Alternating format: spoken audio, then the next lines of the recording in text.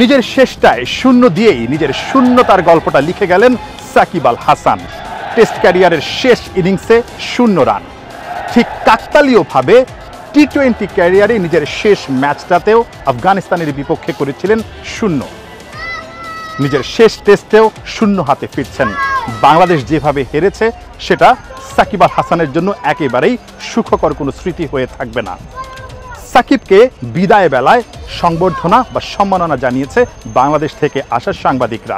তাদের সেই শেষ সুযোগটা হয়তো বা হবে না দেশের মাটিতে সাকিব আল হাসানকে বিদায় জানানোর, যেমনটা কোটি ভক্তের সাকিবকে এই বিদায় সংবর্ধনা জানানোর সুযোগ নাও মিলতে পারে।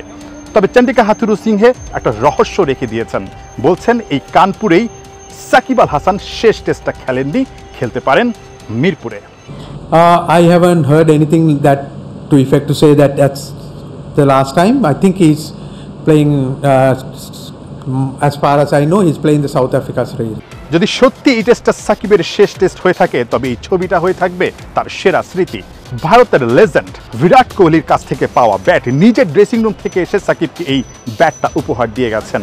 এই ছবিটা যতদিন সাকিবের স্মৃতিতে থাকবে, পাশাপাশি একটা দুঃসহ স্মৃতিও কিন্তু থাকবে যে টেস্টটায় বাংলাদেশ 2 দিনেরও কম সময়ে হেরে গেছে ওভারের হিসেবে।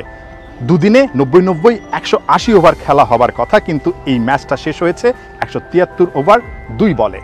এত বাজে একটা টেস্টে বাংলাদেশের হারের কোনো ব্যাখ্যা কি হেড কোচ চন্ডিকা হাথুরুসিংহের কাছে আছে? I think we were outplayed this series completely, and then I can see the difference in the skill level as well. So we need to improve.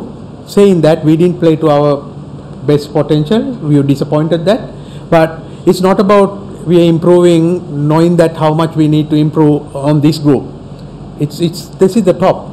Bangladesh ঠিক যেই সময়টায় এই টেস্ট ম্যাচটা হেরে গেছে, ঠিক ওই সময়টায় ভারতের বিমানে চড়েছে টি-20 দলের ক্রিকেটাররা। মুখে হাসি, তবে একেবারেই স্বস্তিতে নেই, কারণ বাংলাদেশ এই টেস্ট সিরিজে যেভাবে হেরেছে তাতে করে এই দলে থাকা কিংবা টি-20 দলে থাকা ক্রিকেটারদের আত্মবিশ্বাসে কিছুটা হলেও যে আঁচড় পড়বে সেটা কিন্তু নিঃসন্দেহে বলা যায়।